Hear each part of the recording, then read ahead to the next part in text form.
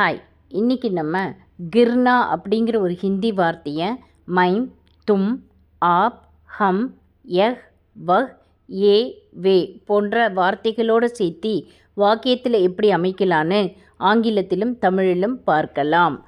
கிர்னா that means fall, விழுதல். இதை மைம் அப்படிங்கிற வார்த்தையோடு சேர்த்துவோம். மைம் தட் மீன்ஸ் ஐ எம், நான். இஃப் இட் இஸ் பாய், மைம் கிர்த்தா ஹூँ. கேர்ள் மைம் கிர்த்தி ஹூँ. தட் மீன்ஸ் ஐ ஃபால், நான் விழுகிறேன். த நெக்ஸ்ட் ஒன் இஸ் தும், தட் மீன்ஸ் யூ, நீ. இஃப் இட் இஸ் பாய், தும் கிர்த்தே ஹோ. கேர்ள் தும் கிர்த்தி ஹோ. தட் மீன்ஸ் யூ ஃபால், நீ விழுகிறாய்.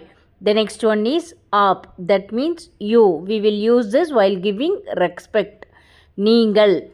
If it is boy, aap girte hain. Girl, aap girti hain. That means you fall, நீங்கள் விழுகிறீர்கள். The next one is hum, that means we, நாம். If it is boys, hum girte hain. Girls, hum girti hain. That means we fall, நாம் விழுகிறோம். The next one is யஹ், வஹ், that means he, she, it.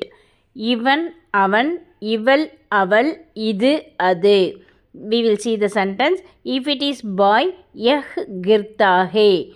Girl, யஹ் Kirti hey. Boy, வஹ் கிர்த்தா hey. Girl, வஹ் Kirti ஹே.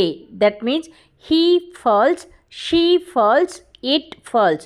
இவன் விழுகிறான், அவன் விழுகிறான், இவள் விழுகிறாள், அவள் விழுகிறாள், இது விழுகிறது, அது விழுகிறது. The next one is A, way, that means these, they, those. இவர்கள், அவர்கள், இவைகள், அவைகள். We'll see the sentence. If it is boys, A கிர்த்தே ஹைம். Girls, A Kirti ஹைம். Boys, way கிர்த்தே ஹைம். Girls, way Kirti ஹைம். That means these fall, they fall, those fall. இவர்கள் விழுகிறார்கள், அவர்கள் விழுகிறார்கள், இவைகள் விழுகின்றன, அவைகள் விழுகின்றன. தன்யவாத். நமஸ்தே.